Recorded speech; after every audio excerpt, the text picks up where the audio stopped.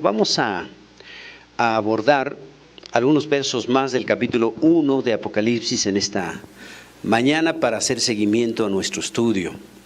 Vamos a leer, por favor, Apocalipsis capítulo 1. Vamos a abordar del verso 4 al verso 6 este día. Si nos da tiempo seguiremos con más versos, pero por lo menos con la ayuda de Dios desmenuzaremos o trataremos de hacerlo, de analizar estos tres versos. Apocalipsis 1, verso 4 al verso 6. Le voy a dar lectura. Dice así la palabra del Señor.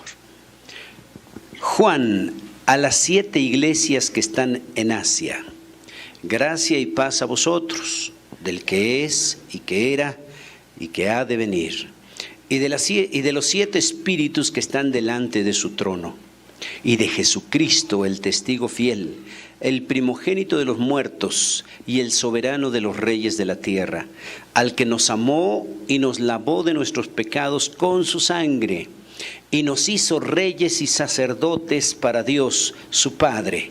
A Él sea gloria e imperio por los siglos de los siglos. Amén. Bien, lo que encontramos en estos 3 versos como punto inicial es la educación, la formalidad que tiene Juan. Yo creo, hermanos, que en una familia, en un empleo, en una iglesia, uno de los puntos principales que no debiéramos de pasar por alto es el saludo. Hoy mismo, antes de que me dejaran el lugar, los que estábamos en ese momento, el hermano nos pidió que nos saludásemos, al menos los que estaban a nuestro alrededor. Y yo diría, hermanos, qué importante es la salutación, qué importante es el saludo. Nosotros, como hijos de Dios, como cristianos, no debiéramos de pasar por alto esa eventualidad. Ya en casa a veces los hijos nos reclaman, a veces la esposa o el esposo, sea el caso, es que llegué de tal eventualidad y nadie me saludó en la casa. Entré y como si no hubiera llegado nadie.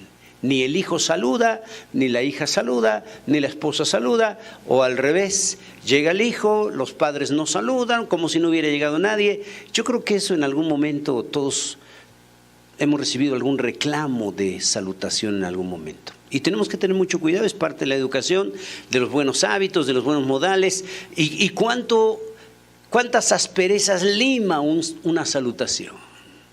Cuánta disposición trae en consecuencia un buen saludo fraternal. Y la mayoría de las iglesias, amados hermanos, yo creo que es un punto que descuida. Hemos estado en cantidad de iglesias en donde la persona entra, sea cristiano o no, entra y nadie lo saluda. Entra y nadie le da la mano, nadie le da una bienvenida, no lo hacen ni a título personal, ni lo hacen desde el púlpito tampoco, y así como entra se va. Termina el culto y nadie le saluda, nadie le da una bienvenida por haber estado. Qué terrible, qué triste que en una congregación, que en un culto formal, entre la gente, los hermanos que son de allí, los hermanos invitados, la gente que viene por primera vez y nadie los saluda.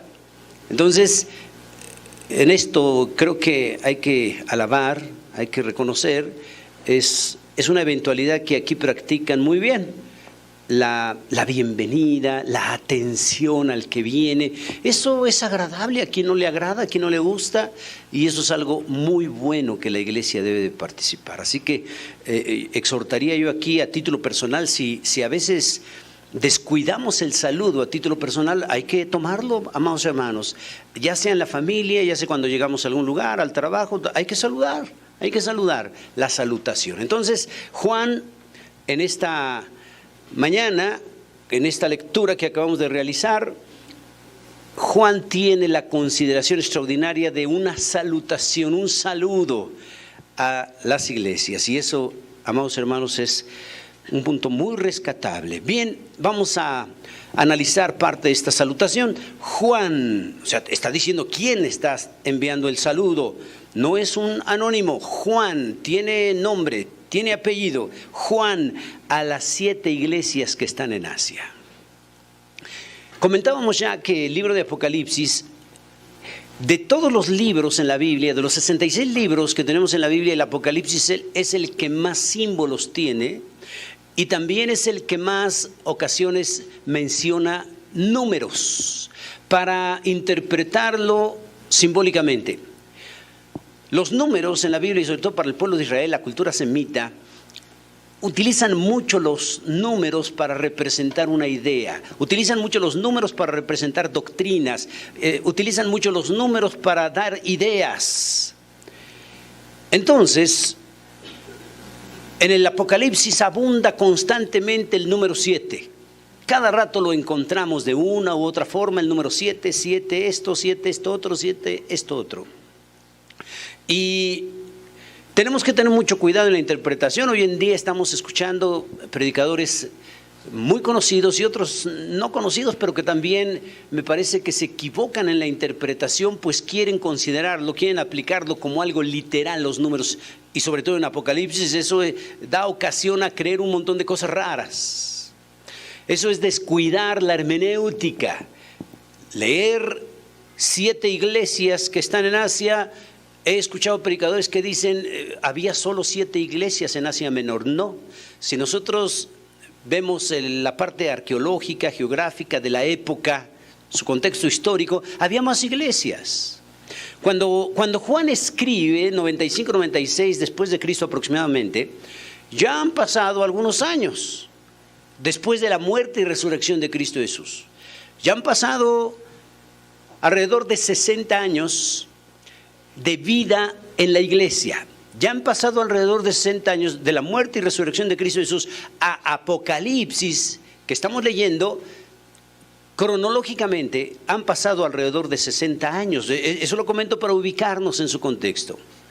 Ahora, una de las cosas que la iglesia en nuestros días falla demasiado es el evangelismo.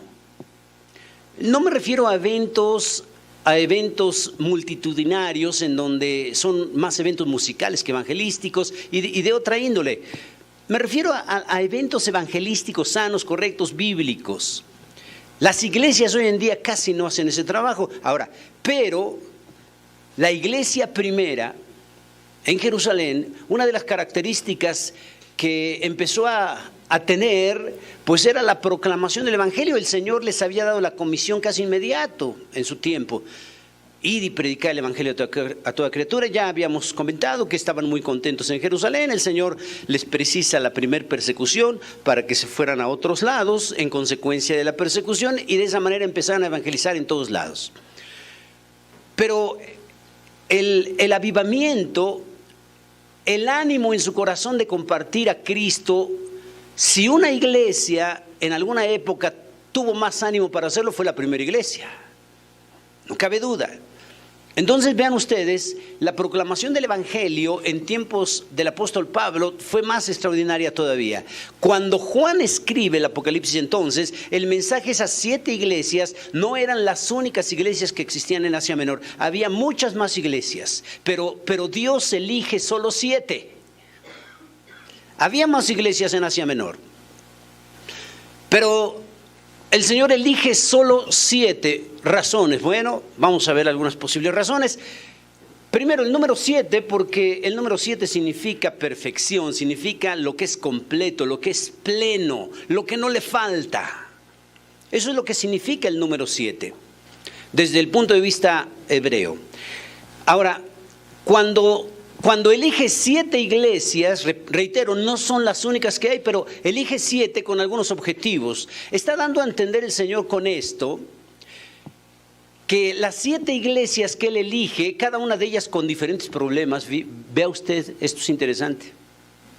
Cada iglesia local tiene diferentes problemas. No todas las iglesias tienen los mismos problemas. Cuando en la Biblia, escuche bien, cuando en la Biblia nos habla el término singular, iglesia, se refiere a la iglesia que está regada en todo el mundo, a la iglesia espiritual, a la iglesia universal, en el sentido de todos aquellos que han recibido a Cristo Jesús como su Salvador en cualquier localidad del mundo, pertenecemos a esa iglesia. Cuando Cristo venga por su iglesia, va a arrebatar a todos aquellos que le hayan recibido en su corazón, sean salvos de cualquier parte del mundo. Y esa es una sola iglesia, la iglesia que va a ser salvada. Entonces, cuando la Biblia nos habla en singular iglesia, se refiere a esa iglesia que está regada en todo el mundo y que la conformamos todos los que hemos sido salvos en Cristo. Pero, cuando la Biblia nos habla en plural, iglesias, como en este caso, escribe a las 7 iglesias. Cuando nos habla en plural, se refiere a iglesias locales. Aquí ahorita donde estamos en este momento es una iglesia local. Si damos la vuelta hay otra iglesia, si damos la vuelta habrá otra iglesia. O sea, hay muchísimas iglesias, son iglesias locales. Cuando la Biblia habla en plural, iglesias, se refiere a las iglesias que están en diferentes localidades. Ahora, el Señor considera, hay muchas iglesias en Asia Menor, pero el Señor elige solo 7. De todas esas iglesias elige solo 7. ¿Cuál es el objetivo? Ya mencionamos, es que el número 7 es el número de perfección, el número completo, etc. Pero el Señor está calculando, Él es todo sabio, Él es omnisciente. Y el Señor considera esta iglesia, esta otra, en su totalidad 7, con características de problemas y situaciones que va a tener cualquier iglesia en cualquier época. Es por eso que el Señor elige esta otra, 7, como ya comentamos, pero el Señor las elige considerando que el mensaje que le va a dar a cada una de ellas, a cada una de esas 7 iglesias, va a servir como modelo, va a servir como aliento, como exhortación a la vez de todas las iglesias locales que se establezcan en todas las épocas hasta nuestros días. Quiere decir que cualquier iglesia en nuestros días puede encontrar una exhortación, una palabra en cualquiera de las 7 iglesias que el Señor envía este mensaje de Apocalipsis. Entonces el Señor no se equivoca, nos deja un mensaje a 7 iglesias y esos mensajes nos van a servir a la iglesia de Cristo en cualquier época, en cualquier lugar, y por eso es que elige solo esas 7.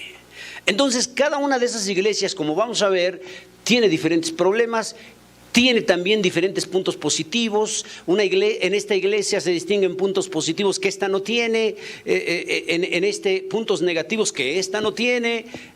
La promesa de Dios hacia una iglesia es diferente, la promesa a la otra, según las circunstancias de cada una. Ahora, esto también nos lleva a pensar lo siguiente, que no hay iglesias locales perfectas. ¿Escuchó usted bien? No hay iglesias locales perfectas. Si vemos estas 7 iglesias, aún si vemos la primera iglesia en Jerusalén, tenía cosas positivas, pero también tenía fallas, tenía errores. Estas 7 iglesias, este mensaje, estas 7 iglesias tienen cosas positivas y cosas negativas cada una de ellas. No están perfectas estas iglesias. Ahora, si lo aplicamos en nuestros días como algo fuera de lugar, hay muchos hermanos que están buscando una iglesia perfecta para congregarse ahí. No la van a encontrar. No la van a encontrar. Ahora, si no hay iglesias locales perfectas, porque en una iglesia local puede haber cristianos verdaderos, sanos, correctos, que se santifican, que buscan de Dios, pero en la misma iglesia puede haber cristianos carnales que han recibido a Cristo como Salvador, pero no buscan de Dios, quieren vivir un pie en Cristo y un pie en el mundo. Y también hay simpatizantes, hay personas que vienen seguido a los cultos, les agrada cantar, les agrada el ambiente cristiano, pero nunca han entregado su vida a Cristo. Hay simpatizantes, también hay visitas que de vez en cuando vienen a algún evento de la iglesia, solo vienen a los eventos. O sea, toda esa calidad de personas obliga a precisar que no hay iglesias perfectas. Si usted está buscando una iglesia perfecta, no la va a encontrar. o diríamos como consideraban algunos teólogos de la Reforma, para que una iglesia local busque la perfección, tiene que empezar a considerarlo el propio individuo. ¿Ah?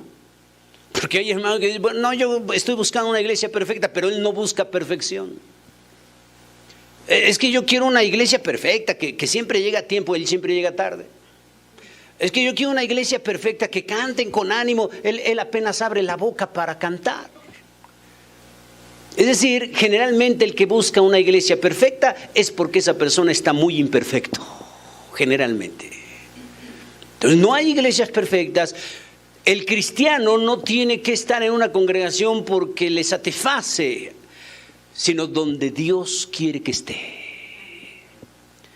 No siempre estamos en una iglesia, diríamos, del todo estar felices y contentos. En ocasiones hay quienes están en una congregación porque Dios los tiene ahí, porque Dios los quiere usar, porque Dios quiere tener un instrumento ahí en usted, quiere que usted sea de bendición, Dios lo quiere usar de una u otra forma. Y hay que estar allí. Nadie debiera estar en una iglesia sin la voluntad de Dios. Y nadie debiera de irse de una iglesia sin la voluntad de Dios. A veces hay hermanos que vienen y me dicen, hermano, respecto a ser miembros de una iglesia, me dicen, hermano, yo ya me voy de esta iglesia, me voy a otra. Y lo primero que les pregunto es, hermano, ¿ya oró a Dios? ¿Dios le ha precisado que se retire de esta iglesia para irse a otra? Y si me dicen, hermano, ya oré a Dios, Dios ya me confirmó, Dios ya me precisó irme a otra iglesia. Y luego me dicen, ¿usted qué piensa? Le digo, hermano, si Dios ya le dijo que se vaya a otro lado, yo no voy a pelear con Dios. Amén. Voy a apoyar su decisión si usted me dice que Dios se lo ordena. Yo no voy a pelear con Dios. Obedézcale a Dios. Pero si me dice, hermano, me voy a otro lado y le pregunto, ¿Dios ya le presionó? No, hermano, ni siquiera he orado, pero es que este hermano ni me saluda, es que esta hermana me ve feo, es que por problemas y me voy mejor. Entonces le digo, no, hermano. Nadie tiene que retirarse de una congregación si Dios no se lo ordena. Y eso aplica para todo. No debiera de dejar el empleo para buscar otro empleo si Dios no me lo ordena. No debiera de cambiarme de casa, de residencia, estoy viviendo en tal lugar. No me debiera de cambiar de residencia a donde yo quiera si Dios no me lo ordena. No nos gobernamos nosotros solos. Cuando tenemos a Cristo en nuestro corazón, tenemos que tomar en cuenta Él para toda decisión. Señor, un empleo, ¿tú lo quieres? Señor, este otro. Señor, me cambio de casa. Señor, ¿a dónde? Señor, me cambio de iglesia. ¿A dónde? Señor, me quedo en la iglesia. ¿Cómo? Todo lo que hacemos, todo lo que queremos realizar, todo lo que pensamos realizar, tenemos que hacerlo bajo la dirección y soberanía de Dios. Él es nuestro Señor. Entonces no me mando yo solo, no nos gobernamos nosotros solos. Todo lo que hacemos, pensamos hacer, tenemos que tener la permisión de Dios. Tenemos que considerar que estemos en su soberanía. ¿Por qué a veces tomamos decisiones que no son las que Dios nos ordena? Empieza a irnos mal el asunto y luego ya que nos empieza a ir mal, oramos a Dios y le decimos, Señor, ¿por qué no me bendices? Señor, ¿por qué no hay fruto? Una de las posibles razones es porque hicimos cosas sin pedirle a Él consentimiento. Y ya hasta que vemos muchos problemas que nos ahogan, entonces nos acordamos ahora sí de Dios y le decimos, Señor, ¿qué está pasando? Bueno, pues la respuesta, una de las respuestas posibles y sencillas es que nos movimos sin la voluntad y soberanía de Dios. Es que decidimos cosas que Dios no nos ordenó. Entonces, no hay iglesias locales perfectas. Pero si yo quiero que esa iglesia cada vez vaya más a la perfección, yo tengo que empezar por mí mismo.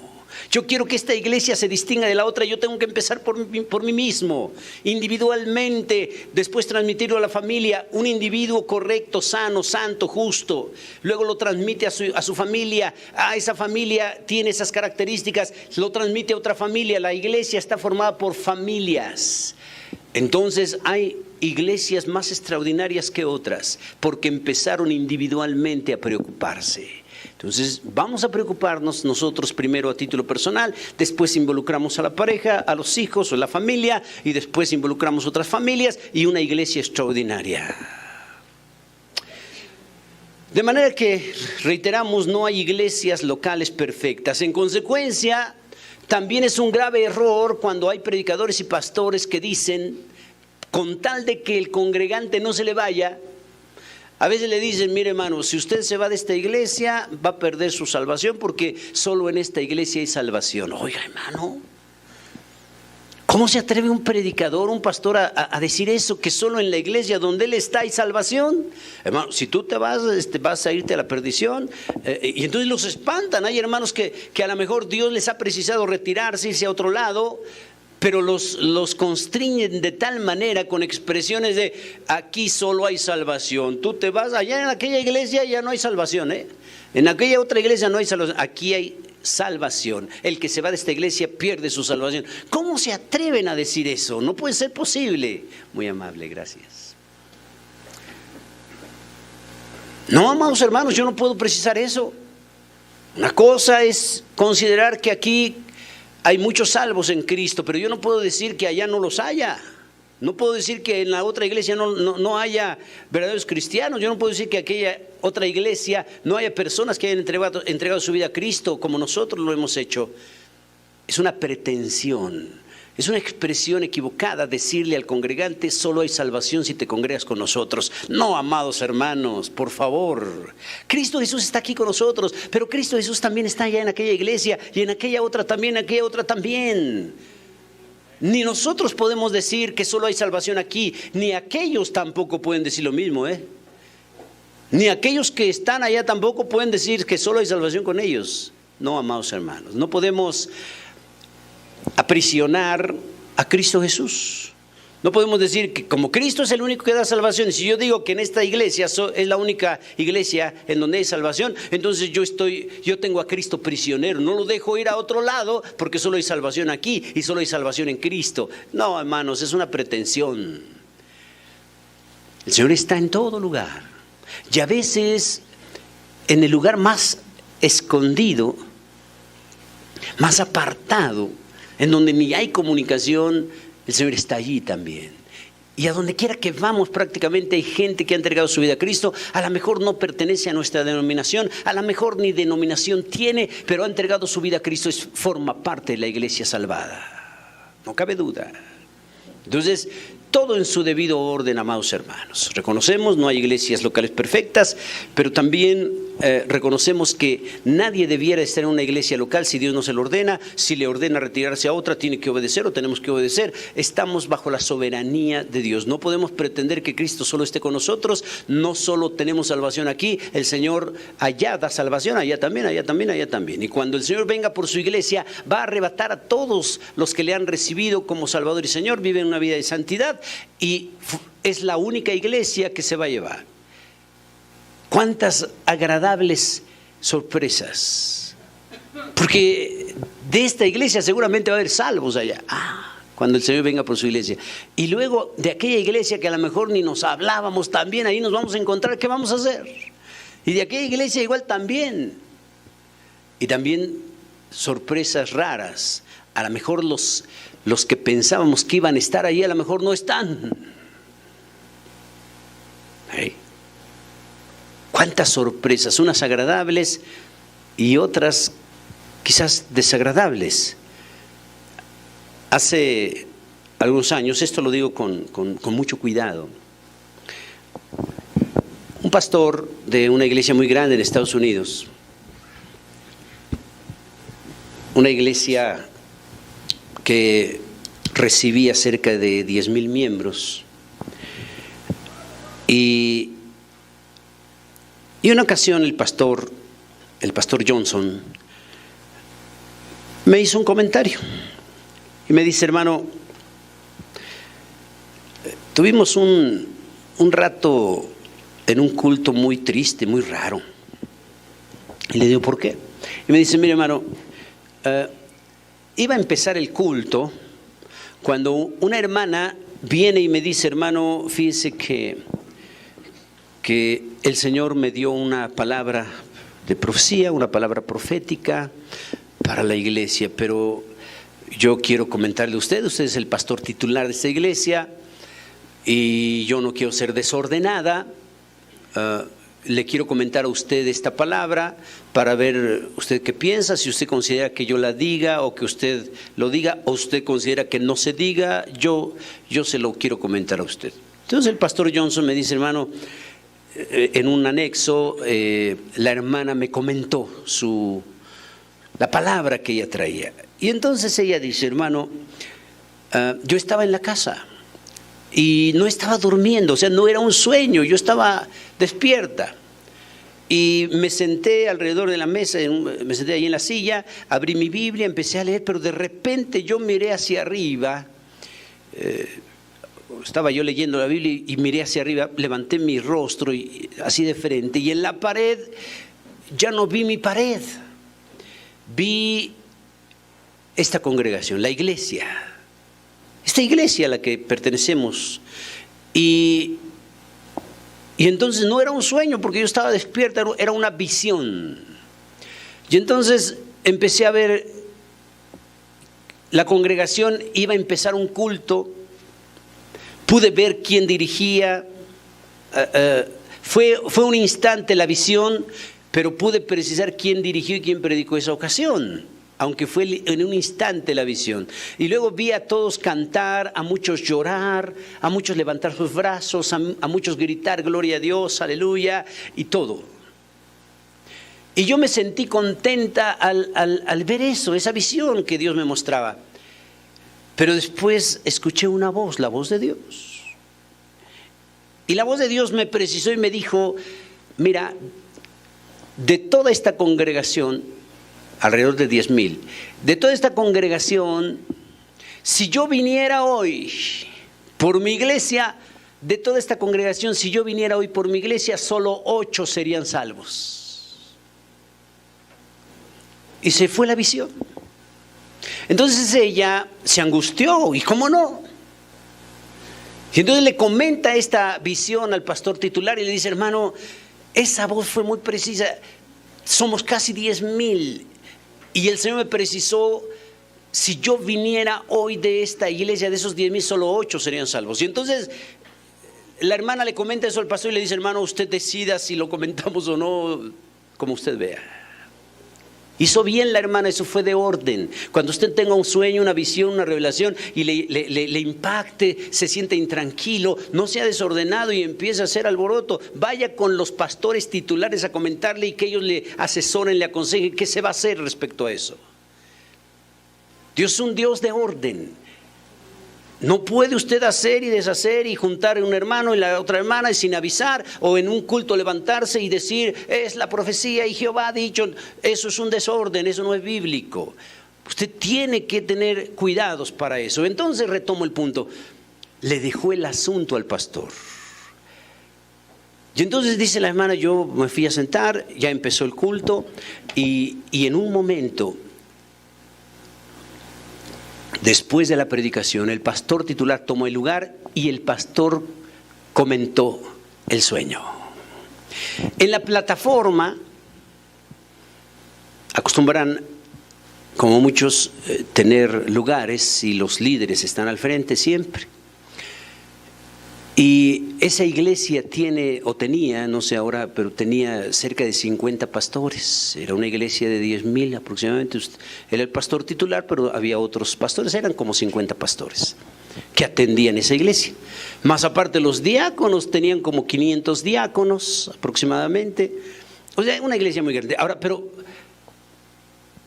cuando el hermano, el pastor titular toma el púlpito y dice, hermanos, voy a comentar un mensaje que Dios le dio a una hermana, no la expuso, no precisó quién, solo dijo, Dios le dio un mensaje a una hermana y quiero comentar el mensaje. Y lo dijo a la congregación. Cuando él dice, el Señor precisó que si viniera de esta congregación solo 8 serían salvos, había 50 pastores acá atrás sentados. Y empezaron a murmurar entre ellos, ni los pastores, si somos 50. Y luego dice el pastor titular, el pastor Johnson me dice, y otro pastor por ahí en voz alta dijo, al menos vamos a tener quien nos represente en el cielo. O sea, no puede ser. No puede ser. Y me dice el pastor Johnson, hermano, tuvimos que modificar un montón de cosas en la iglesia, porque a nosotros nos interesaba más la cantidad que la calidad. A nosotros nos preocupaba que los lugares, un poquito para más de 10,000 personas, y cuando había una sección que no se llenaba, ellos se preocupaban no por la salvación y la santidad de vida de los que no estaban ahí, sino porque nos perdemos de 1,000 ofrendantes, nos perdemos de 1,000 diezmadores. O sea, se interesaban más por los aspectos materiales, económicos, y también la cantidad en número, no la calidad espiritual de la gente. Y me dice el pastor Johnson, hermano, después de eso yo procuré tener a la iglesia en santidad, procuré la calidad espiritual de la iglesia. ¿Y sabe qué pasó? La mayoría se empezó a ir. Cuando los pastores quieren que la iglesia viva en santidad y empiezan a exhortar para una vida correcta, o sea, calidad de cristiano, ¿sabe qué, amados hermanos? En iglesias de miles la gente se empieza a retirar. No les agrada que les hablen de pecado y de que si están sin Cristo se van al infierno. No les gusta escuchar esos mensajes. Ellos quieren avivamiento y alegría, y córrele para allá y échate una porra para Cristo y corre por allá y levanta polvo, y yo me siento contento, y es una terapia y se sienten contentos. Eso es lo que quiere escuchar la mayoría de la congregación. Y cuando le empiezan a cuestionar, hermano, su vida, cómo están sus responsabilidades como esposo, como esposa, como hijo, como familia, es fiel a su esposa, a su esposo, y cuando empezamos a cuestionar todo eso, que una iglesia no está viviendo en santidad, ¿sabe qué? Para que no escuche eso, mejor se retiran y se van. Y buscan una iglesia a contentillo, y buscan una iglesia que les hable lo que ellos quieren escuchar. Hermano, no se preocupe, todos pecamos, usted siga echándole ganas, no hay problema, todos somos pecadores. No, amados hermanos, al pastor Johnson se le empezaron a ir miles de personas cuando quiso poner un hasta aquí a la cantidad y quiso fomentar la calidad de vida espiritual, la santidad de vida. Ahora, sin santidad nadie verá al Señor. Hay quienes miden las iglesias por la cantidad de congregantes. Es un error. Aquí hay 1,000, 2,000, 3,000, 5,000. Debe ser mucho mejor que aquella que tienen 100, 200, 300. ¿Por qué? Pues porque hay más. La gente mide la calidad de la iglesia por la cantidad de miembros, y eso no es cierto.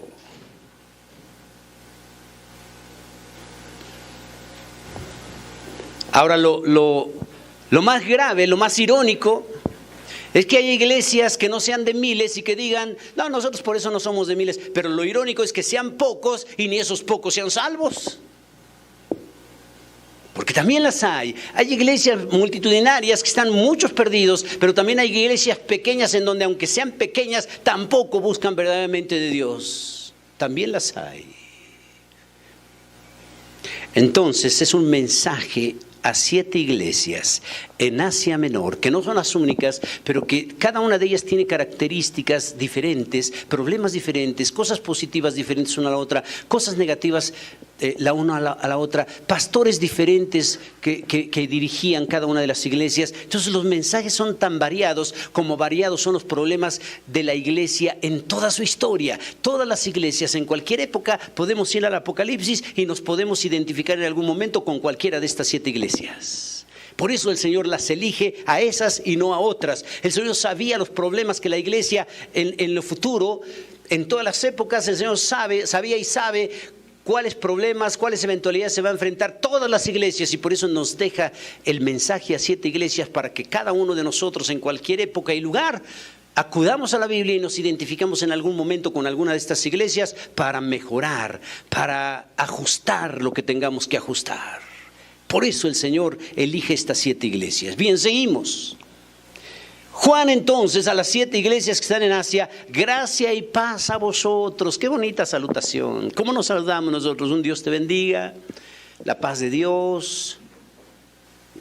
Si buscamos el saludo antiguo, de los más antiguos, la paz de Dios, el Shalom Aleichem, la paz del Señor, el Cristo es el Señor. Eran los saludos más antiguos. Cristo es el Señor. ¿Sabía usted que por un saludo, un cristiano podía morir por un simple saludo? Roma tenía el hábito de saludar y decir: César es el Señor. A donde quiera que veía una persona: César es el Señor, salve César. Y el cristiano, cuando se topaban con un cristiano: César es el Señor, el cristiano respondía: no, Cristo es el Señor. Por responder ese saludo, decir no, Cristo es el Señor, para muchos fue la muerte. Yo creo por eso las iglesias dejaron de saludar, porque saludar para muchos fue la muerte inmediatamente. Por un saludo cristiano la gente los mataba, amados hermanos. ¿Sí? Vea usted, a lo mejor no en ese nivel, pero con los amigos, con los familiares inconversos, con los vecinos, que sé, usted saluda, ellos le saludan, buenos días, si usted le responde Dios le bendiga, se les hace extraño. Llora. Dios le bendiga. ¿Cómo? Aún se les hace extraño. Es más, hay vecinos, hay amigos inconversos que les molesta que usted les diga Dios le bendiga. Ve a saludar de esa forma, la más grande de tu casa. A mí no me andes saludando así. O me dices buenos días, o buenas tardes, o buenas noches, o no me des saludo. Se molestan, se ofenden cuando usted incluye Dios en el saludo. Se molestan. Entonces, esta forma de saludar de Juan: gracia y paz a vosotros. Qué bonito saludo. Del que es y que era y que ha de venir, y de los 7 espíritus que están delante de su trono. Entonces la salutación, el saludo es interesante porque dice: gracia y paz a vosotros del que es y que era y que ha de venir, el Padre. Y luego: y de los 7 espíritus que estaban delante de su trono, que están delante de su trono, el Espíritu Santo. Y luego, verso 5, y de Jesucristo, el testigo fiel, el Hijo. Quiere decir que el saludo de Juan incluyó la Trinidad. Qué bonito saludo. El que es, el que era, el que ha de venir, el Padre, los 7 espíritus, el Espíritu Santo, y de Jesucristo, el testigo fiel. O sea, el saludo incluye la Trinidad de Dios. Qué importante. Ahora, la bendición apostólica, si nosotros la revisamos, este es el saludo, es el inicio, involucra a la Trinidad. Pero cuando nosotros leemos la bendición apostólica, también incluye la Trinidad. Dios el Padre, la gracia de Cristo Jesús, la comunión y participación del Espíritu Santo. O sea, tanto el saludo, el inicio, como la despedida, la bendición apostólica, incluye en su fórmula la Trinidad de Dios. Yo creo que es una de las doctrinas más importantes que la Iglesia Cristiana Evangélica tiene y que muchos han descuidado. Hay muchos hermanos en nuestros días que se dicen parte de la Iglesia Cristiana Evangélica y ya no creen en la Trinidad de Dios. Les cuesta trabajo asimilarlo. Se han descuidado muchos conceptos. Hay quienes bautizan en agua en el nombre solo de Jesús. Hay quienes despiden a la congregación o hacen la salutación, la bienvenida sin considerar la Trinidad de Dios. Y hay quienes despiden a la congregación hasta con la despedida o la bendición de Aarón. Hermano, es que sí está en la Biblia la bendición de Aarón. Claro que sí está, pero esa bendición arónica era una bendición que Dios dispuso para el sumo sacerdote, la dijese para el pueblo de Israel. Eso es verdad, es la bendición de Aarón. La bendición de Aarón no incluye la Trinidad de Dios, es una bendición para los hijos de Israel, no para la iglesia. Y muchos pastores y muchos líderes me parece que tienen el error teológico de despedir a la iglesia con la bendición de Aarón. Número 1, no somos de Aarón. Número 2, no somos judíos. Número 3, el Señor nos dejó plasmado en las Escrituras cuál sería la forma para despedir a la iglesia. La bendición apostólica, que incluye la Trinidad de Dios. La iglesia verdadera de Cristo es trinitaria.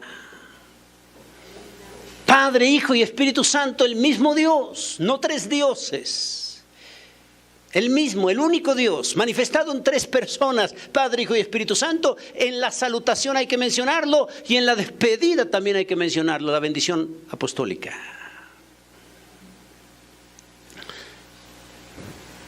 Obviamente los judíos no se van a despedir con la bendición apostólica, ellos no creen en la Trinidad. ¿Por qué nosotros hemos de despedirnos con la bendición de Aarón? Si somos trinitarios, hay que usar la bendición de los apóstoles para finalizar un culto y no la bendición arónica. No estoy hablando mal de Aarón, no estoy hablando mal de esa bendición. Lo que estoy precisando es que una cosa son los judíos y otra cosa es la iglesia. Lo que estoy precisando es que una cosa es Israel y otra cosa somos la iglesia de Cristo. Eso es lo que estoy precisando. Si no tenemos cuidado, vamos a hacer una mezcolanza terrible. Una vez escuché a un pastor despedir a su congregación, la congregación donde pastoreaba, con la bendición de Aarón, y yo le precisé al final, hermano, con mucho amor, con mucho respeto, ¿por qué despide a la iglesia con la bendición de Aarón? Hermano, es que yo siento rete bonito, me imagino que soy Aarón. Oiga, hermano, yo no, amados hermanos. Una cosa es Israel, otra cosa es la iglesia, y tenemos plasmada en la Biblia de una manera categórica una salutación de Juan en donde incluye la Trinidad, y no es la única, no es el único ejemplo, y tenemos la bendición apostólica al final, también incluimos la Trinidad de Dios. La iglesia tiene que estar inmersa, la iglesia tiene que estar consciente de la Trinidad de Dios en todos los conceptos, incluyendo la Biblia misma. ¿No crea usted que es una casualidad que Dios nos haya dejado la Biblia en su estado original en 3 idiomas? La Biblia en su estado original se escribió en hebreo, arameo y griego, 3 idiomas. Hay quienes se preguntan, ¿por qué Dios nos habrá dejado la Biblia en su estado original en hebreo, en arameo y en griego? O sea, en 3 idiomas. Para Dios hubiera sido posible dejarnos su palabra en un solo idioma. Podría haber sido solo arameo.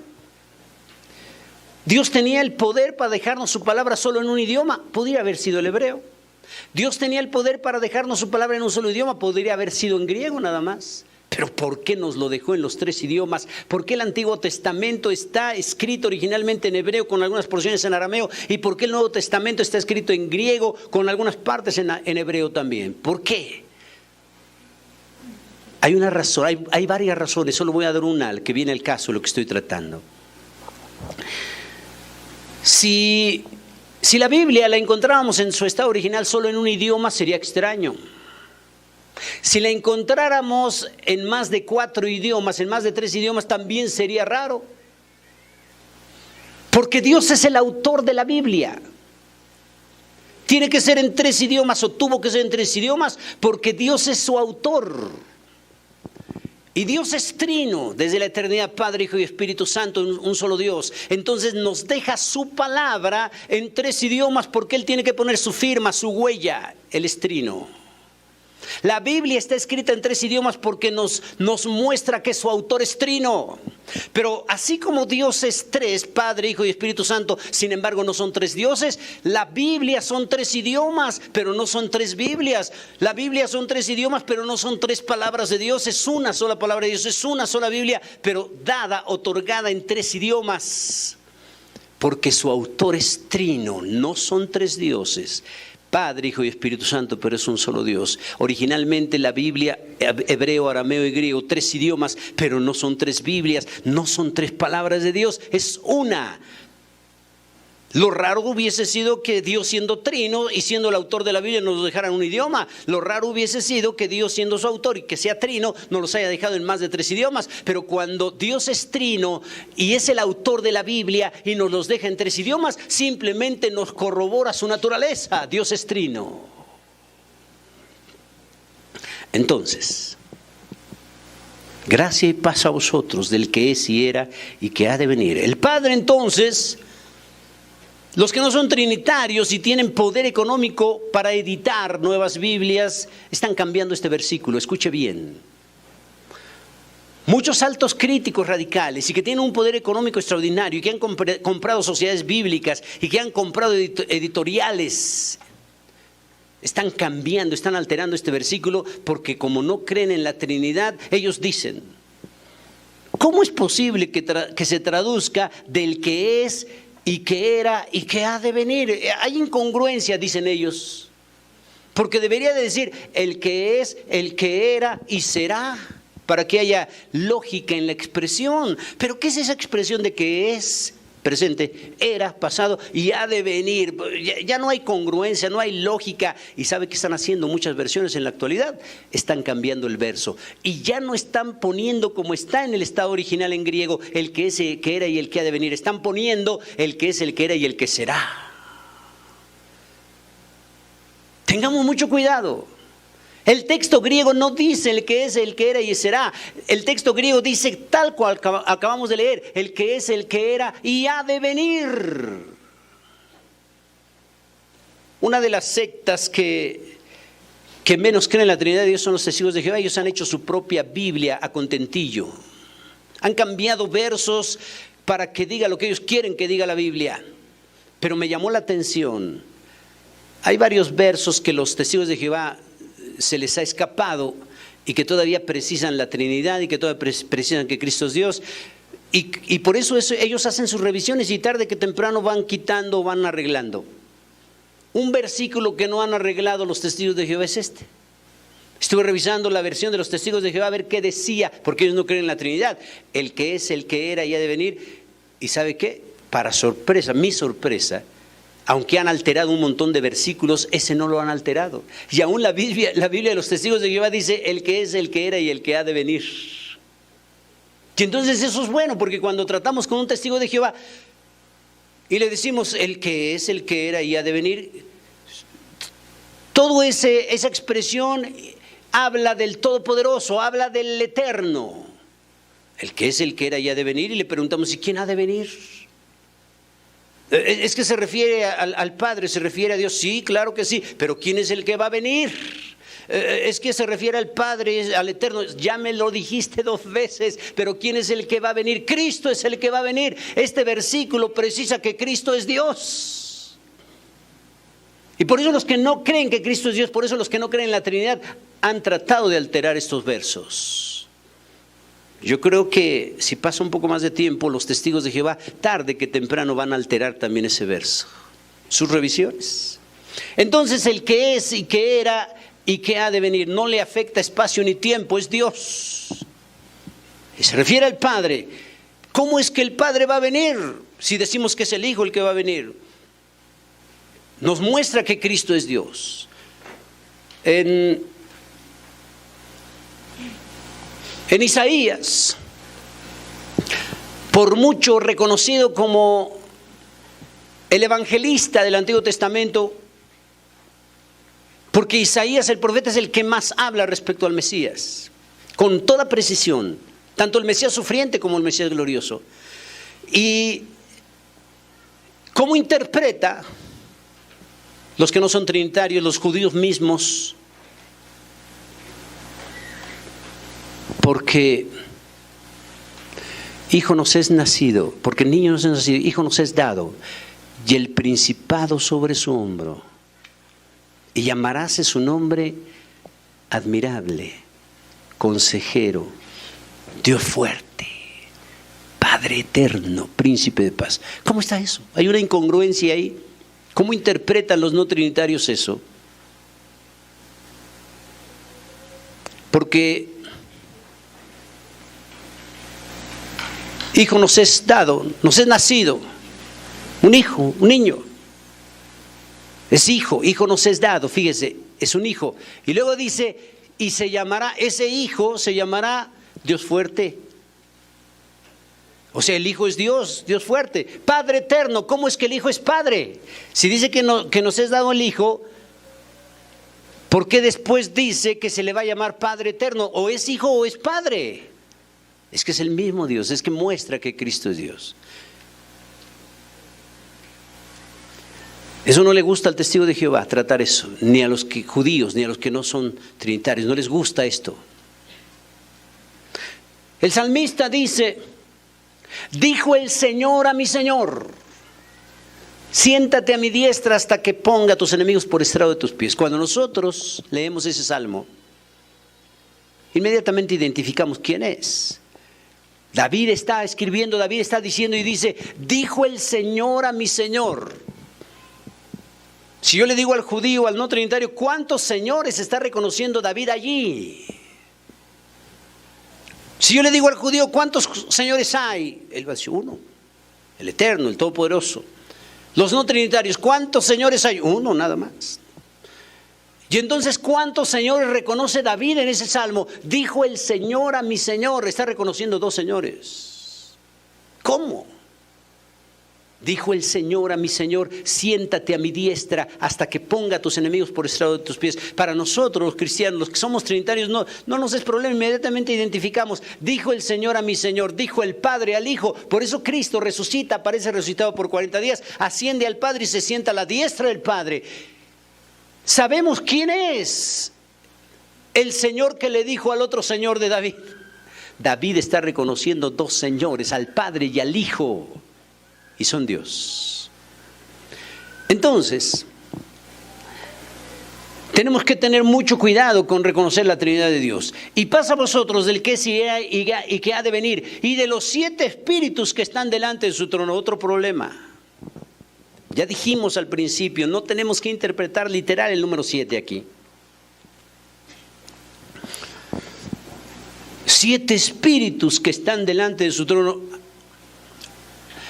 Quien interpreta literal, y que hay muchos, están pensando que son 7 espíritus, entonces, y que no nada más es uno, no nada más es el Espíritu Santo uno, sino son 7, porque aquí dice los 7 espíritus. Y entonces muchos están enseñando que no hay Trinidad, sino que está el Padre, el Hijo y 7 espíritus, entonces son 9. ¿Qué les parece? Por una interpretación equivocada, literal, son 7 espíritus, háganle como quieran, son 7 más el Padre más el Hijo, entonces son 9. No hay que enseñar la Trinidad, sino hay que enseñar que son 9. Dios es en 9, no en 3. Oiga, hermanos. O como Benny Hinn, que enseña que también son 9, pero bajo otra fórmula. Benny Hinn dice que si decimos que Dios es en 3 personas, él tiene la idea de que cada persona está formada de 3 partes. Yo soy una persona, estoy formada de 3 partes, espíritu, alma y cuerpo, y entonces Benny Hinn cree que si hay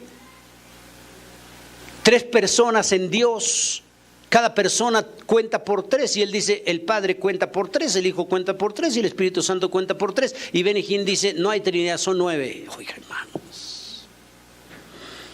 Y a mí me llama la atención cuando este varón dijo eso, varias veces lo ha enseñado, a mí me llama la atención, ¿sabe qué hace la iglesia de miles que le escucha? Le aplaude eso. Hemos descubierto algo nuevo que otros no habían descubierto, mientras que unos dicen que son 3, nosotros ya les ganamos, son 9. Oiga, hermanos, no puede ser posible. Y la gente le aplaude. ¡Qué gran predicador! ¡Qué extraordinario hombre! Nos ha dado nueva revelación. No hay Trinidad, son 9. Es increíble.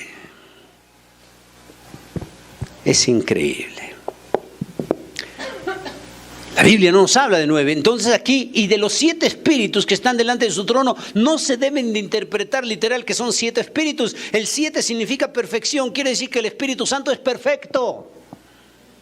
Cuando nos dice 7 espíritus delante de su trono, no significa que haya 7 espíritus. Nos está dando una expresión de perfección, de completo. El Espíritu Santo es Dios, el Espíritu Santo es perfecto. Por eso se menciona como 7, no que sean 7. El Espíritu Santo de Dios es perfecto, el Espíritu Santo es Dios. Por eso el apóstol Pablo, guiado del Espíritu Santo, dice, por el que el Espíritu de Dios es el Señor. No dice el Espíritu de Dios es un Señor, dice el Espíritu de Dios es el Señor. Y donde estuviese el Espíritu de Dios, allí hay libertad. Así dice Pablo. El Espíritu Santo no son 7, sino simboliza la perfección. Es perfecto el Espíritu Santo. Entonces, la tercera persona, verso 5, y de Jesucristo, el testigo fiel, el primogénito de los muertos, el soberano de los reyes de la tierra, al que nos amó y nos lavó de nuestros pecados con su sangre. Qué maravilloso todo lo que dice acerca de Cristo, su obra redentora. Vea, de Jesucristo el testigo fiel. Si ha habido un testigo fiel que de forma inalterada fue testigo del Padre en toda la extensión de la palabra, fue Cristo Jesús, el testigo fiel. Nunca negó, siempre testificó, no solamente de palabras, sino de hechos. No hay algo que le podamos decir a Cristo Jesús: falló en esto, no puedo testificar. No, Él es el testigo fiel. Mostró a su Padre al 100%. Es el testigo fiel. Por eso cuando Tomás le dice a Cristo Jesús: Señor, muéstranos al Padre y nos basta. Por eso Cristo le responde: tantas veces he estado con ustedes, Tomás, el que me ha visto a mí, ha visto al Padre. Tantas veces he estado con ustedes, el que me ha visto a mí, ha visto al Padre. ¿Cómo dices tú, muéstranos al Padre? O sea, Cristo nos muestra al Padre porque es el testigo fiel. Y entonces, precisa, y de Jesucristo el testigo fiel, ¿cómo respondemos nosotros a eso? Somos testigos. Podemos hablar de Cristo y lo que ha hecho en nuestras vidas, pero ¿seremos fieles como testigos? Yo creo que hemos fallado mucho.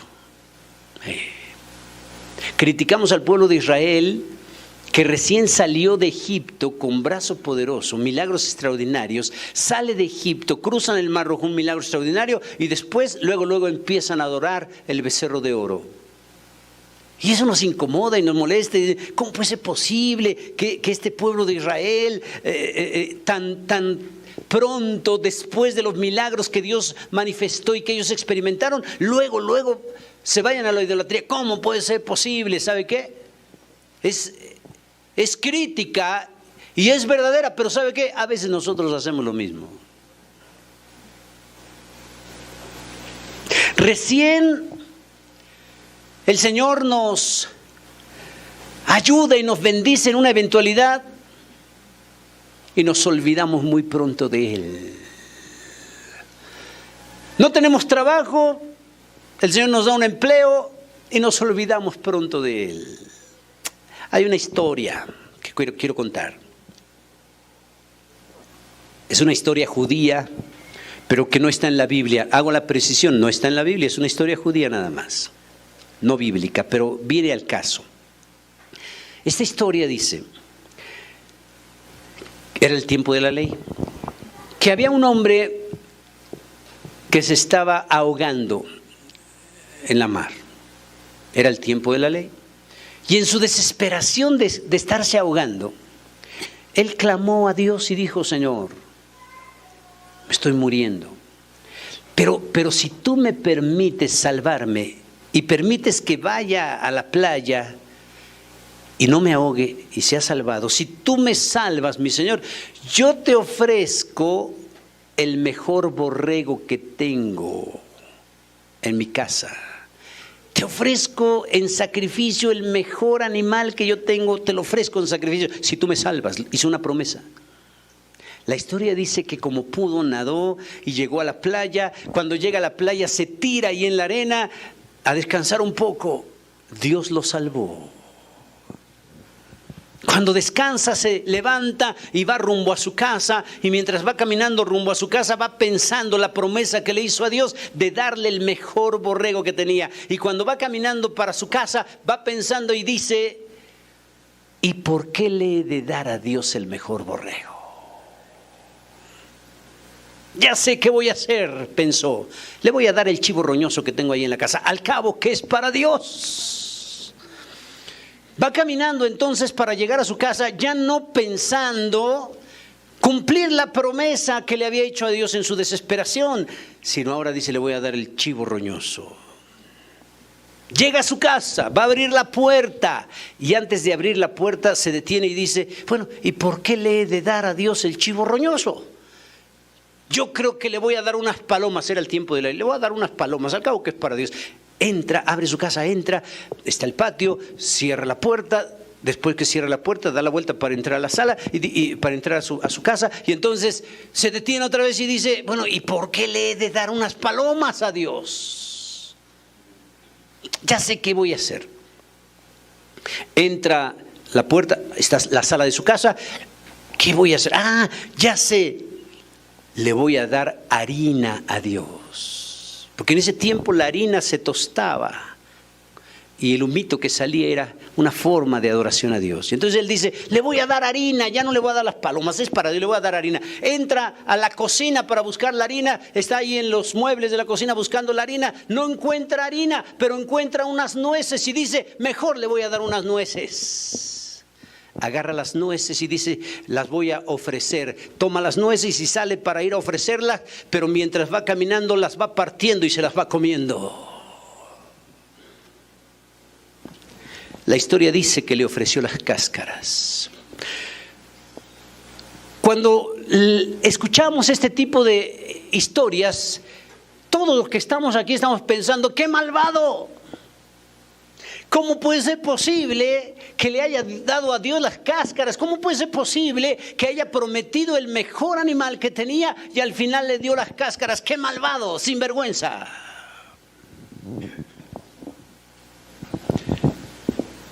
Hemos estado enfermos. Nuestra esposa se ha enfermado, nuestro esposo se ha enfermado, nuestro hijito. Y en nuestra angustia hemos orado a Dios, Señor, sana a mi esposa, Señor, sana a mi esposo, Señor, sana a mi hijito. Si tú sanas a mi hijo de esta enfermedad, si tú sanas a mi esposo, a mi esposa, Señor, yo te prometo, ya te sirvo en la iglesia, Señor, ya no falto a los cultos, Señor, ya llego temprano a los cultos, Señor, ya te busco, no voy a faltar. ¿Y sabe qué? El Señor en su bondad ha sanado a su esposa, ha sanado a su esposo, a su hijito. Y lo único es el día, hoy, que usted le ha dado las cáscaras a Dios. Porque sigue llegando tarde, porque sigue faltando, porque no se ha activado, porque no vive en santidad. No somos mejores que ese judío que entregó las cáscaras. Porque cuando no teníamos empleo, no teníamos trabajo y estábamos desesperados por nuestras responsabilidades que cumplir y le dijimos a Dios en oración, Señor, dame un trabajo, por favor, Dios mío, dámelo, y cuando tú me lo des, yo te prometo, Señor, obviamente mis aportaciones pastorales, congregacionales, mis aportaciones a la familia, todo, Señor, yo te prometo que no voy a faltar al culto, ya me voy a activar. Dios le dio el empleo y además un buen empleo, y es la hora que ni diezma, que ni ofrenda, que ni es responsable ante su familia, ni viene a los cultos, ni se ha activado. O sea, es la hora que le hemos dado puras cáscaras a Dios. Y así podríamos seguir con tantos ejemplos en donde le hemos prometido tantas cosas a Dios para que nos ayude en nuestro problema, en nuestra eventualidad, y le hemos prometido tantas cosas y Dios ha sido bueno y Dios ha sido misericordioso y nos ha dado respuesta a nuestra oración, y es la hora que nosotros no hemos cumplido lo prometido. No somos mejores que ese judío de la historia.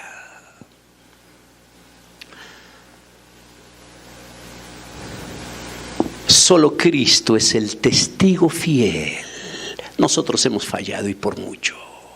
Y debiéramos, si usted se siente avergonzado en este momento y cargado porque nos ha llegado esta palabra, yo me siento igual. ¿Sabe qué, hermano? Qué bueno que nos sintamos incómodos, qué bueno que nos avergoncemos, porque verdaderamente no hemos cumplido, cada quien en su medida.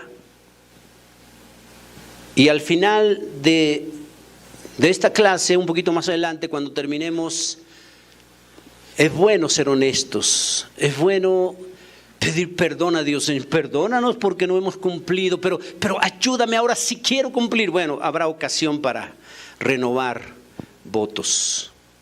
Entonces regreso a nuestro tema. El testigo fiel, nadie puede decir de Cristo que haya fallado como testigo. No, Él es el testigo fiel, pero también es el primogénito de los muertos. Cristo Jesús es el primogénito de los muertos. ¿Cómo debemos interpretar esta expresión? Si es el primero de los muertos, el primogénito, pareciera algo incongruente, porque antes de él muchos murieron y después de él muchos siguen muriendo también. Se tiene que interpretar que es el primogénito de los muertos en el sentido de que él es el primero en resucitar. Eso lo hace diferente a todos los muertos que le precedieron. Todos murieron, los que murieron antes de él no han resucitado. Pero él es el primogénito de los muertos en el sentido de que fue el primero que murió pero resucitó. Por eso la expresión el primogénito de los muertos, no el primero que haya muerto, pero sí el primero que murió y resucitó.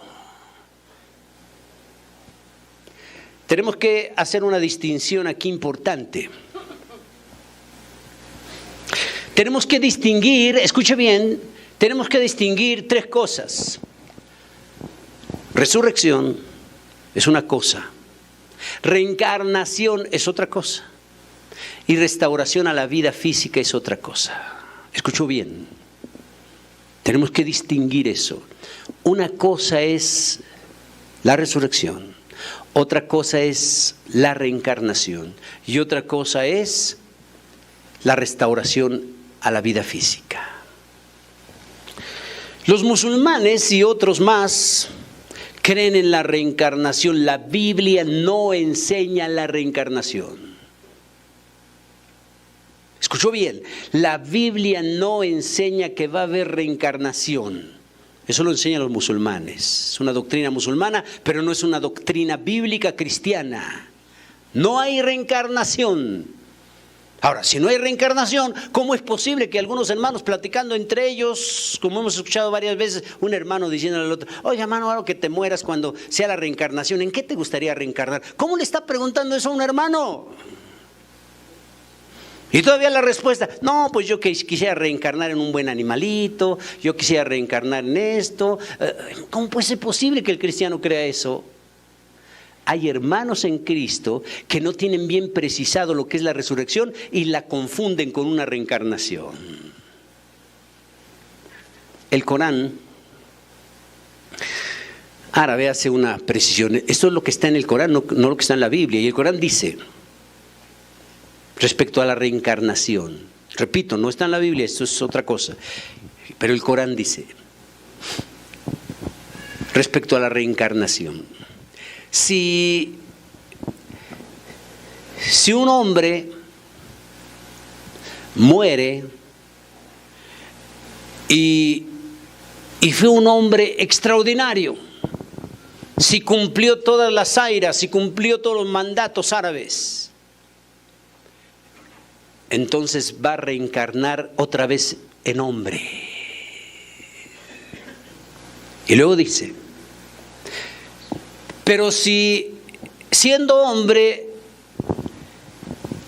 no cumplió fielmente sus responsabilidades como hombre, fue regular su conducta y muere, entonces va a reencarnar en forma de un animal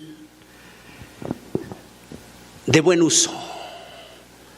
Un caballo, un burro, un animal de carga de buen uso. Pero luego sigue diciendo, pero si se portó mal ese hombre y muere, va a reencarnar en un animal inmundo, un perro, un puerco. Pero luego dice, si ese hombre se portó terriblemente mal, mal en todo, cuando muera va a reencarnar en forma de mujer. Eso es lo que dice el Corán. ¿Qué le parece? O sea, para ellos, para los musulmanes, la mujer es peor que un puerco. Pero eso no es lo que, no se preocupe hermana, eso no enseña la Biblia, eso es el Corán, eso es por otro lado. La Biblia no dice eso. Y sin embargo, aunque la Biblia no enseña eso, es increíble que muchos hermanos crean eso. Entonces una cosa es la reencarnación, la Biblia no enseña la reencarnación, eso es una doctrina musulmán, no es una doctrina bíblica, no es una doctrina cristiana, no la crea. Pero ahora vamos a ver la diferencia entonces entre la resurrección que sí enseña la Biblia y la restauración a la vida física que también lo enseña. Si Cristo Jesús es el primero de la resurrección tiene que ver con resucitar este cuerpo. Hago la precisión. Si yo hiciera la pregunta teológica, ¿qué es lo que va a resucitar de nosotros? ¿El espíritu, el alma, el cuerpo? La respuesta es el cuerpo. El cuerpo es el que va a resucitar. Entonces, cuando el cuerpo resucite o resucita, se convierte en un cuerpo transformado, glorificado, diseñado para la eternidad. El apóstol Pablo, guiado del Espíritu Santo, dice que es necesario que esto corruptible, el cuerpo, se vista de incorrupción, o sea, la resurrección. Entonces, ¿cómo podríamos interpretar cuando la Biblia dice que Cristo es el primero de la resurrección? Si la Biblia dice que Lázaro resucitó, si la Biblia dice que la hija de Jairo, resucitó, si la Biblia dice que la hija de una mujer en tiempos del profeta Elías también resucitó. Si la Biblia nos habla de casos en donde nos dice que resucitó la hija de esa mujer viuda en el Antiguo Testamento, la hija de Jairo, el mismo Lázaro, nos dice la Biblia que resucitaron, ¿cómo es que dice que Cristo es el primero de la resurrección si antes que él hubo otras resurrecciones?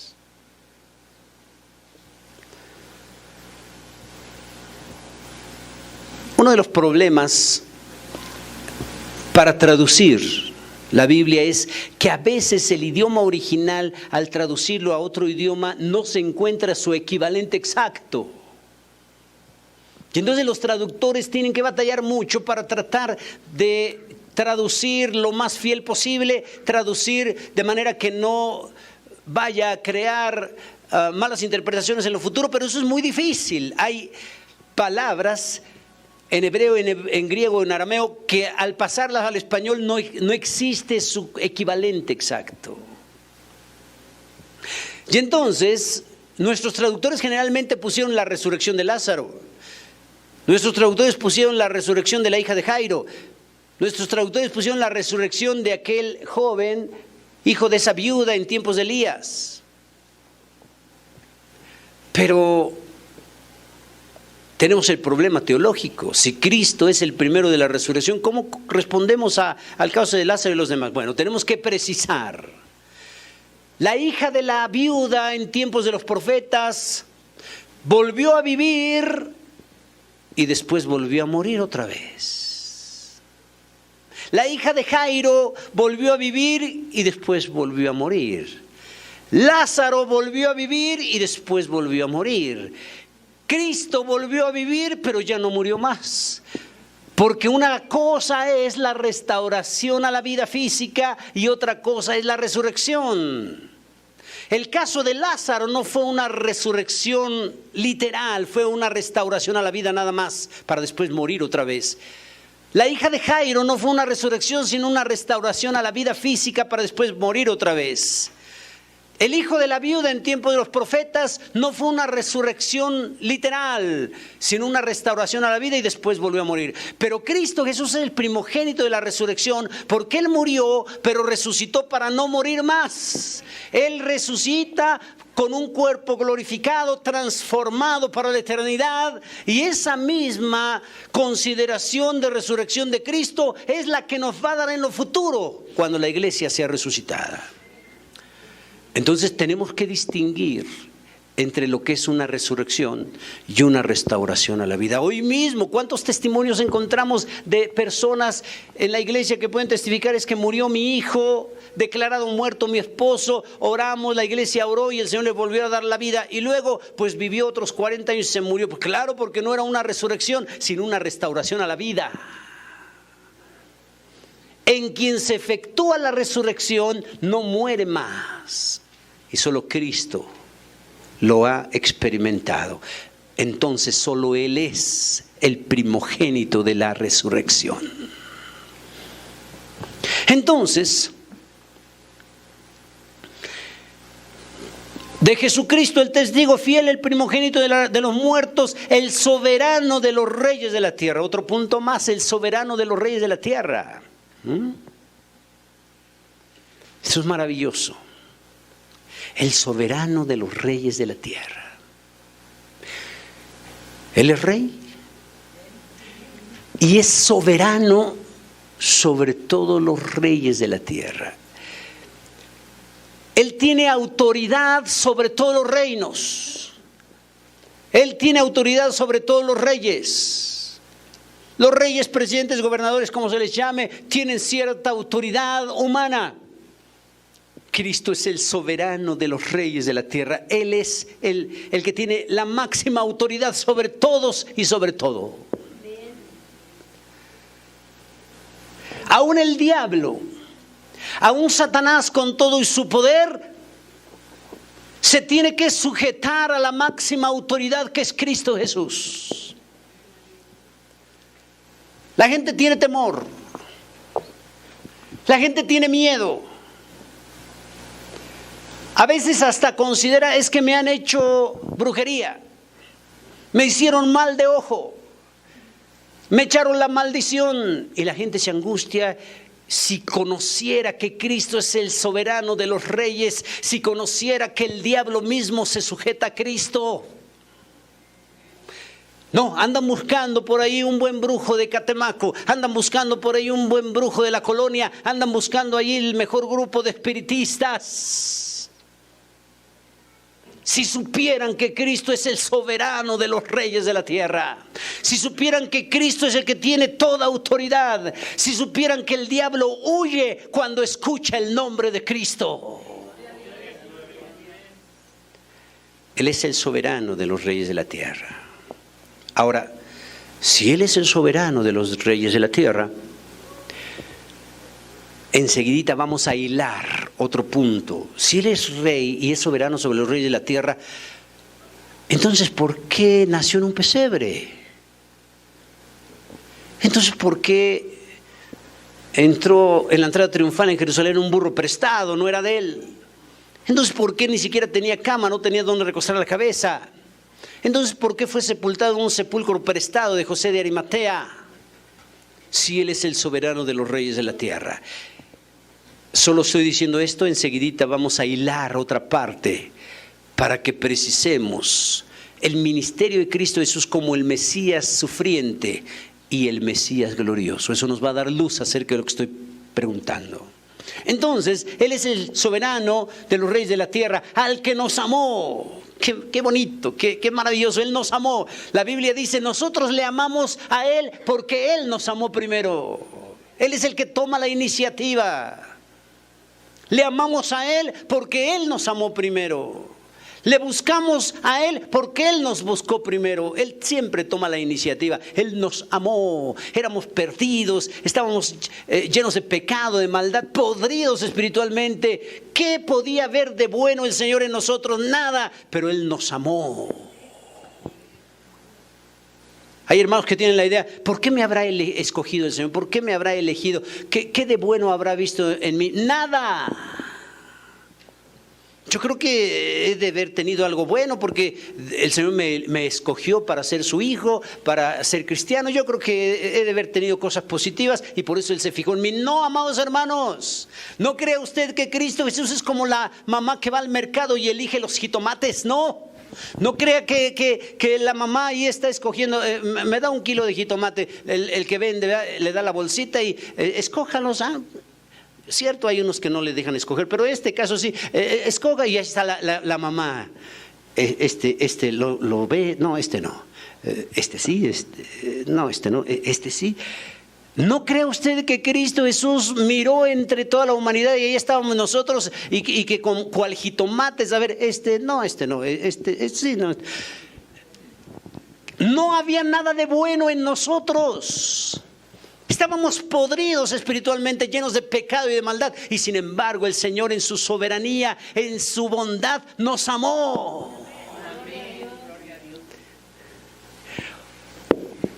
Lo voy a decir con mucho respeto y mucha humildad.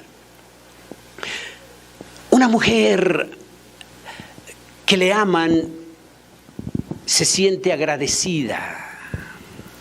Se fijó en mí. Y entonces es una mujer que reparte amor en consecuencia y atención. Y es que se fijó en mí. Ahora, si la mujer es bonita, por eso digo con todo respeto, pero si la mujer es bonita y dice, se fijó en mí, pero es una mujer bonita. Ahora, si una mujer bonita se fijan en ella y en consecuencia de ese amor que le profesan, ella es buena mujer, buena esposa, buena cristiana, etcétera. ¿Qué pasa con una mujer fea?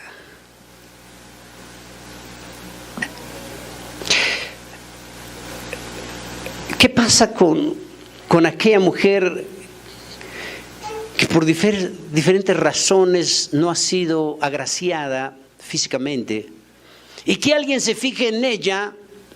Ella se siente realizada, ella dice, bueno, pues se fijó en mí, soy feíta y se fijó en mí. Entonces esa mujer generalmente va a tratar de ser buena mujer en consecuencia, porque se fijó en ella sin necesidad. Había otras tantas mujeres mejores que ella, pero se fijó en mí.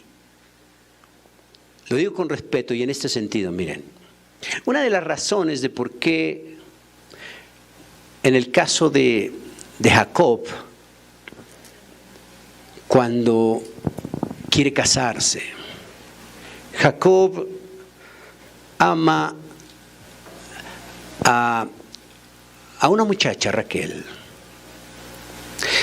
y trabaja por ella y se esfuerza y le dice al que va a ser su suegro, a Labán, quiero casarme con tu hija. ¿Está bien? Que trabajar 7 años para que yo te dé a la muchacha. Trabaja. Pero llega el tiempo de la boda. Y en la noche de bodas, en la primer relación sexual que va a tener, él se halla con que le han engañado y le han dado a Lea.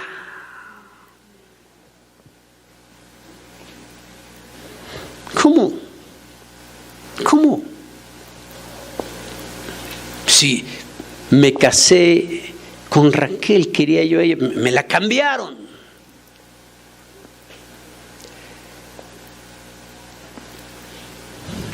Cuando él se haya engañado, va donde el suegro a reclamar. Y el suegro le dice, mira, no te enojes. Lo que pasa es que te dimos a su hermana, a Lea, porque aquí tenemos la costumbre de que cuando una muchacha se casa, primero tiene que casarse la mayor y luego la menor. Entonces, por eso te dimos a la mayor. Pero no te preocupes, quieres a la menor todavía, trabaja otros 7 años y te voy a dar a la que si quieres. Ahora, digo todo esto por lo siguiente. ¿Por qué Jacob no supo que era su cuñada y no Raquel a la que amaba? ¿Cómo es que no se dio cuenta que era Lea su cuñada y no Raquel? Otra pregunta, ¿por qué el suegro habrá hecho eso? Otra pregunta, ¿por qué Raquel habrá accedido a eso?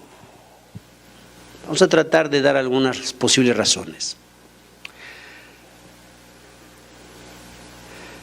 Primero, a Jacob lo engañan porque estaba cosechando lo que había sembrado.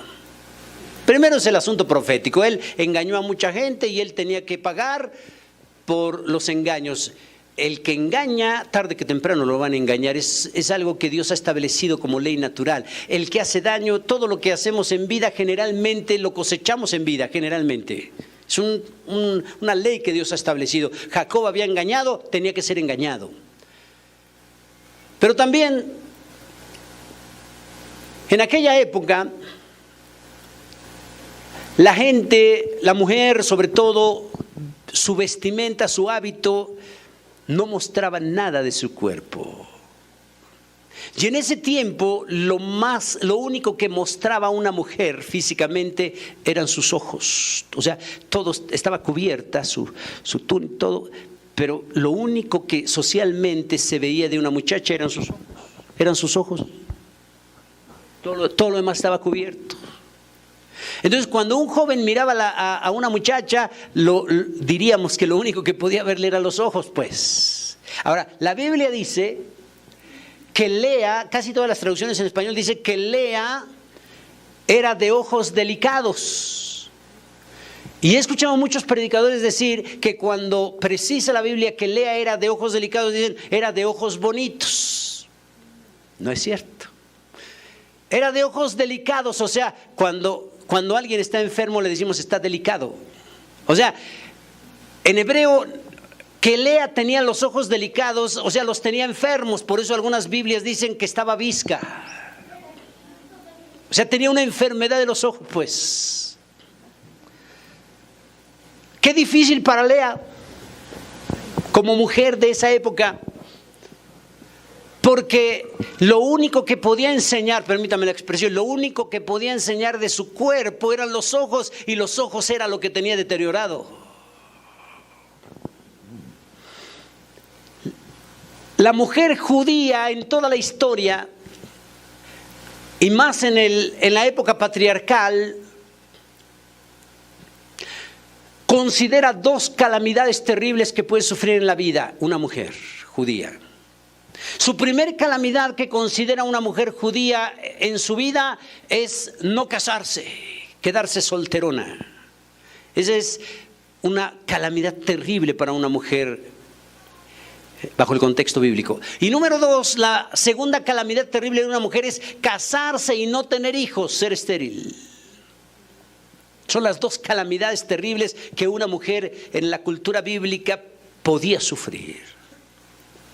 Ahora, el caso de Lea tiene problemas con los ojos, es lo único que puede mostrar. Yo pregunto, seamos honestos, ¿quién de los varones podía fijarse en ella para ser su esposa? O sea, bajo el contexto cultural, Lea estaba pronto a sufrir una de las calamidades. O sea, ¿quién se quería casar con ella cuando lo único que podía mostrar para impactar eran los ojos, y los ojos los tenía deteriorados? En otras palabras, difícilmente iba a salir de casa. Y entonces una posible razón, su papá sabe eso, sabe la situación de su hija Lea. Lea seguramente como mujer vivía retraída, angustiada, triste por su condición. Y Raquel, su hermana, sabía también esa situación. Y muy probablemente el papá tuvo que decirle a Raquel: Raquel, hija, yo sé que es tu marido, yo sé que te vas a casar, pero si no sale tu hermana ahorita, ya no va a salir. Y Raquel en su amor, quizás, ¿cuánto amor habrá tenido con su hermana? Para con su hermana al acceder, era su esposo, era su boda. Y sin embargo accede. Ahora, pero seguimos con el mismo problema. ¿Por qué Jacob no la reconoció?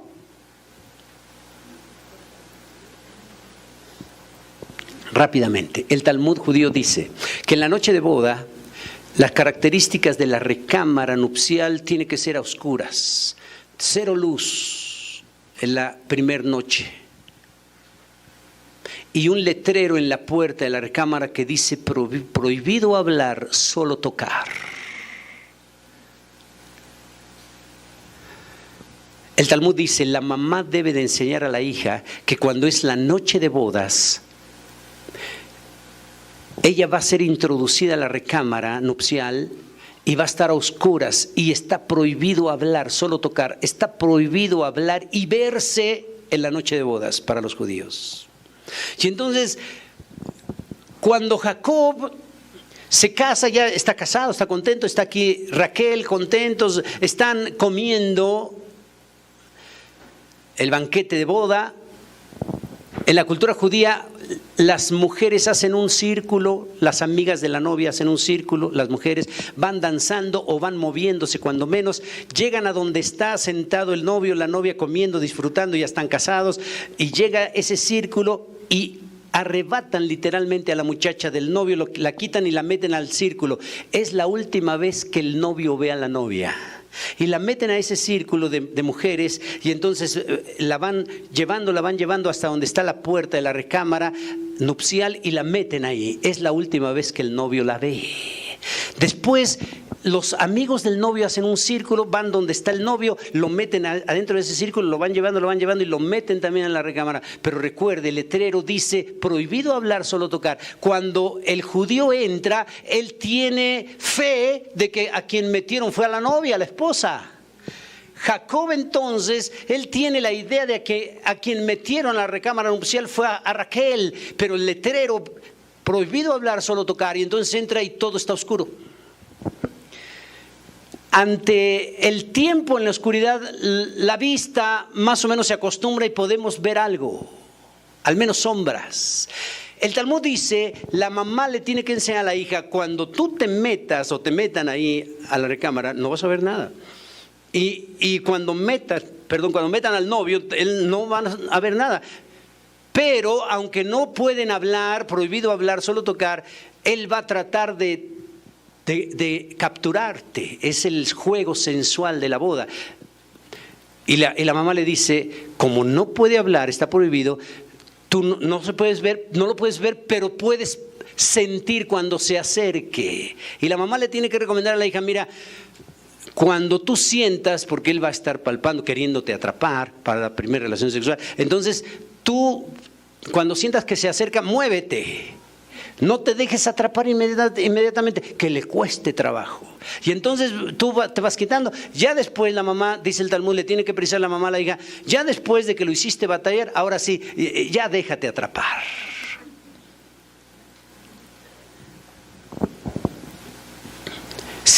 Si pudo ver algo, Jacob, fue quizás la silueta, pero no a perfección. Y además se ha dado cuenta que hay hermanas que, aunque no son gemelas, hay hermanas que se parecen físicamente. A veces las vemos de espaldas o de lejitos, confunden. Es la hermana, no, era su hermana. Es la hermana, no, es su hermana. Lo más que pudo ver Jacob fue una silueta, y muy probablemente parecida a la silueta de su amada Raquel. No es correcto cuando los predicadores dicen, ¿por qué no pudo saber Jacob que era Lea y no Raquel? Ellos dicen, muchos predicadores, bueno, pues que en la boda pues se emborrachan y Jacob estaba borracho, y ya borrachín, pues ya borracho, agarra lo que sea. No.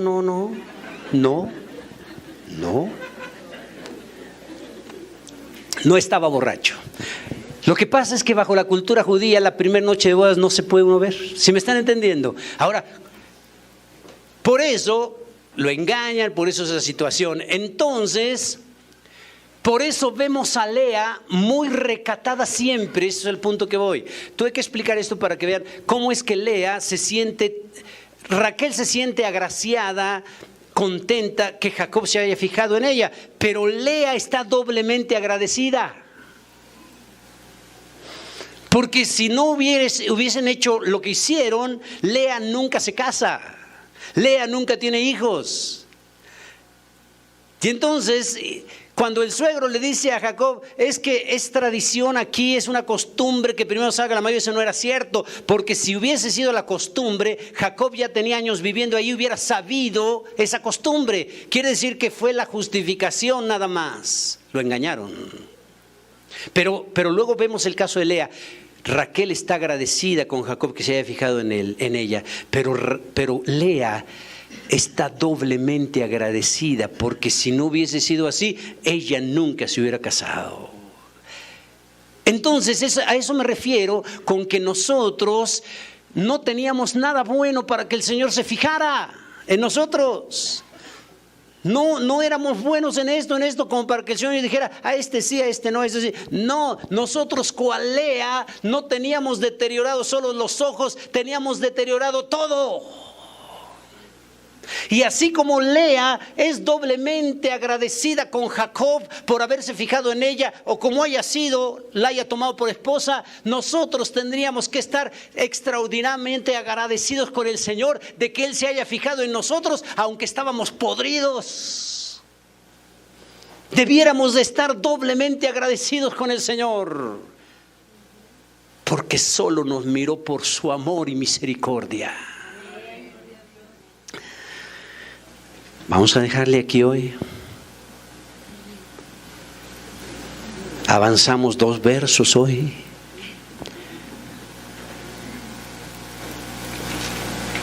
La próxima clase, con la ayuda del Señor, estaremos haciendo algunas precisiones. Él es rey, y luego el siguiente versículo que vamos a ver, nos ha hecho reyes y sacerdotes. Vamos a analizar qué clase de reyes y de sacerdotes somos, para no pensar una cosa por otra. Hay reyes y hay sacerdotes. En el Antiguo Testamento hubo reyes y sacerdotes. Nosotros somos reyes y sacerdotes. ¿En qué medida bíblica?